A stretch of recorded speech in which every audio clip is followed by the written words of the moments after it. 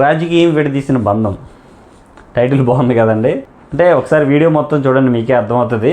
వీళ్ళకి డబ్బు కరువు లేదు, మంచి మంచి హోదాలు ఉన్నా కానీ అయినా కానీ ఇంకా ఏదో కావాలి, ఇంకా ఏదో కావాలి, ఇంకా ఏదో కావాలి, వాడిని తొక్కేయాలి, మనం ఎదిగేయాలి.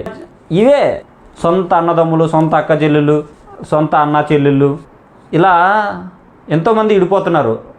దేనికోసం?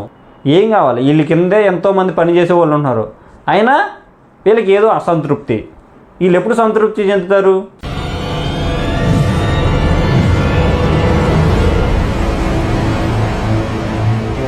అందరికీ నమస్తే, వెల్కమ్ టు అవర్ ఛానల్. నేను మీ గోవింద్.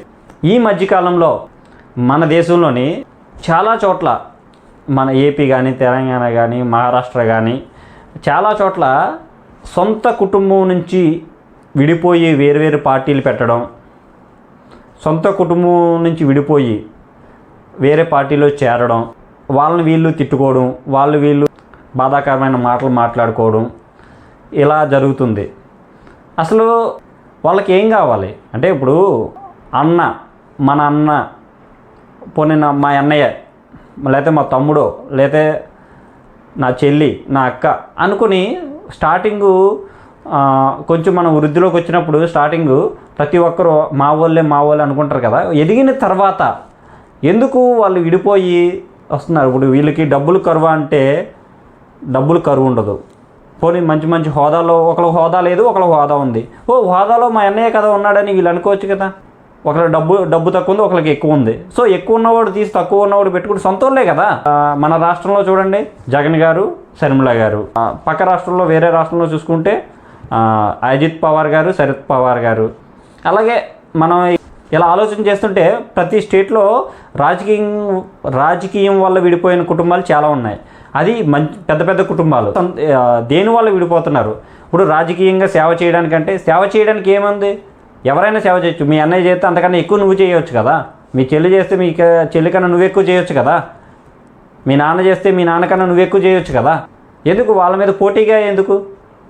ఇప్పుడు డబ్బు గురించి అన్న, డబ్బు ఒక దగ్గర ఎక్కువ ఉండొచ్చు, ఒకరి దగ్గర తక్కువ ఉండొచ్చు. పోనీ అధికారం అంటావా? అధికారంలో ఉన్నది మనోడైనప్పుడు మనోడే కదా అధికారంలో ఉన్నదని సంతృప్తి కింద ఉన్నవాడు చెందాలి. అధికారంలో మనం ఉన్నప్పుడు మన కిందోన్ని ఆ విధంగా వాడికి అధికారం లేదు కాబట్టి వాడిని చూడాల్సిన విధంలో వాడిని చూడాలి. ఇద్దరిలోనే ఇది ఉంది. అంటే వీళ్ళకి అధికార దాహమా, ధనదాహమా, అంటే స్వార్థమా, లేకపోతే పక్కోడు మన సొంతోడు ఎదుగుతుంటే చూడలేనితనమా?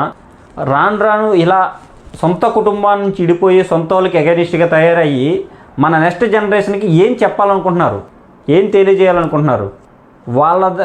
వాళ్ళని ఇన్స్పిరేషన్గా తీసుకుని ఎంతోమంది వాళ్ళ కింద వాళ్ళు ఉంటారు, వాళ్ళని ఫాలో అయ్యే వాళ్ళు ఉంటారు. వాళ్ళకి ఏం చెప్పాలనుకుంటున్నారు? రాజకీయం అంటే ప్రతి ఒక్కరికి ఇప్పుడు డబ్బు సంపాదన అయిపోయింది. సెలబ్రిటీలను లేకపోతే ఇలాంటి లీడర్స్ను ఫాలో అయ్యి పల్లెటూరులో ఆ వర్గం ఈ వర్గం అని రెండు వర్గాల కింద తయారై కొట్టుకునే వాళ్ళకి బుద్ధి లేదు ముందు.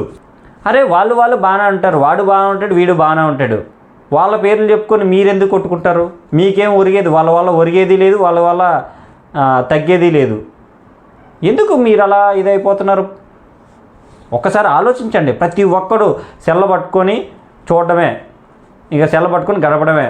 వాడు ఏం చెప్తే గజ్జి, ఈడు మా ఫేవరెట్, ఈడు మా ఫేవరెట్, ఈడు మా లీడరు.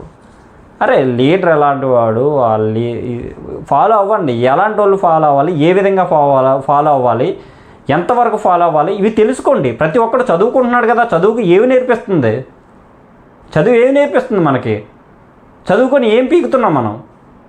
ప్రతి ఒక్క యూత్ ఆలోచించాల్సిన విషయాలు ఇవి. చదువుకోవడం అంటే ఏదో డిగ్రీ పాస్ అయ్యి చేతికి పట్టా వచ్చిన తర్వాత ఏదో దాని జాబ్ చేయడం, సెలవు వాడడం, ఇది కాదు కదా. ఆలోచించండి. ప్రతి ఒక్కరూ ఆలోచన జ్ఞానం కోల్పోకుండా ఆలోచించాలి. గుడ్డిగా ఒకరిని ఫాలో అవ్వకూడదు. ఒక్కో మనిషికి ఒక్కొక్క వ్యక్తిత్వం ఉంటుంది.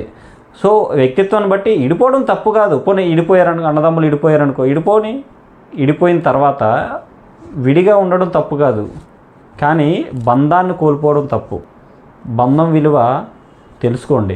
చదువుకోవడంతో పాటు మన కుటుంబ విలువలు మర్చిపోకండి.